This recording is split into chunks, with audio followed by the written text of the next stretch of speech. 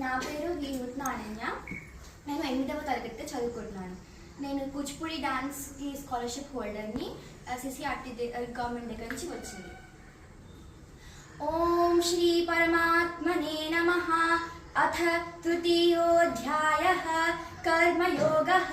శ్రీ భగవానువాచ యస్త్వింద్రియాణి మనసా నియమ్యారభతేర్జున కర్మేంద్రియైః కర్మయోగమసక్తః స విశిష్యతే. శ్రీకృష్ణ పరమాత్ముడు అర్జునితో ఈ విధంగా అన్నాడు, ఓ అర్జున, ఎవరైతే ఇంద్రియములన్నిటినీ మనసుచే నియంత్రించి ప్రాపంచిక ధర్మాలపై ఏ ఆసక్తి లేనివాడై, అంటే మమకారం లేనివాడై మనసును భగవంతుడి మీద నిలిపి కర్మయోగమును ఆచరించునో అతడే శ్రేష్ఠుడు. ఇందులో కర్మయోగం అనే పదాలు వాడబడ్డాయి. కర్మయోగం అంటే ఏంటి? కర్మ అంటే ప్రాపంచిక ధర్మాలు, అంటే మనం చేసే పనులు. యోగం అనగా మనసును భగవంతుడి మీద నిలపడం.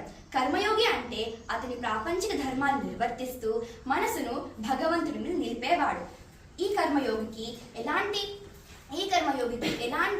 పనులు చేస్తూనే ఉన్నా ఏ కర్మబంధాలు అనేవి ఉండవు. కర్మత్యాగం అనేది అసాధ్యం, కానీ కర్మకర్తృత్వ భావనా త్యాగం అనేది సాధ్యం. నియతం కురు కర్మత్వం కర్మజ్యాయో హ్యకర్మణః శరీరయాత్రాపి చ తే న ప్రసిద్ధేద కర్మణః. శ్రీకృష్ణ పరమాత్ముడు అర్జునితో ఈ విధంగా అన్నాడు, ఓ అర్జున, నీవు నియమింపబడిన కర్మలే చేయుము. కర్మను చేయకూడడం కంటే చేయడమే శ్రేష్టం. కర్మ చేయకపోవడం వలన నీకు దేహయాత్ర కూడా సిద్ధింపదు. సాధారణ క్రియలైన ఆహారం తీసుకోవడం, నీరు తాగడం, ఆరోగ్యాన్ని కాపాడుకోవడం వంటికి కూడా కర్మ చేయాల్సి వస్తుంది. వీటిని నిత్య కర్మలు అంటారు. ఈ విధమైన క్రియలు విస్మరించడం పురోగతికి సంకేతం కాదు. తినటంలోనూ ఉపవాసం ఉండడంలోనూ అభేదంగానున్న మనస్థితి ఉండాలి.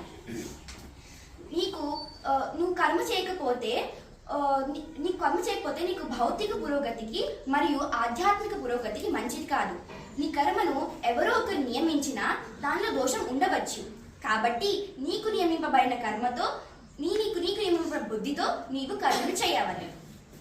యజ్ఞార్థాత్ కర్మణోన్యత్ర లోకోయం కర్మ బంధనః తదర్థం కర్మ కౌంతేయ ముక్త సంగః సమాచర. యజ్ఞం కొరకైన కర్మము కంటే ఇతర మగు కర్మముచే జనులు బంధింపబడతారు.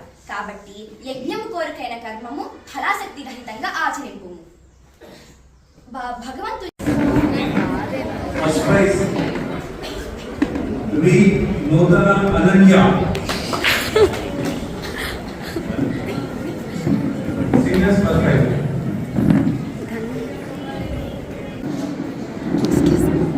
సీనియర్స్ 5,116 ఫస్ట్ ప్రైజ్ అండి. దీంతో పాటు పార్టిసిపేషన్ సర్టిఫికెట్, గురుగారు బ్లెస్సింగ్స్, గురుగారు సన్నిధిలో గట్టిగా చెప్పండి.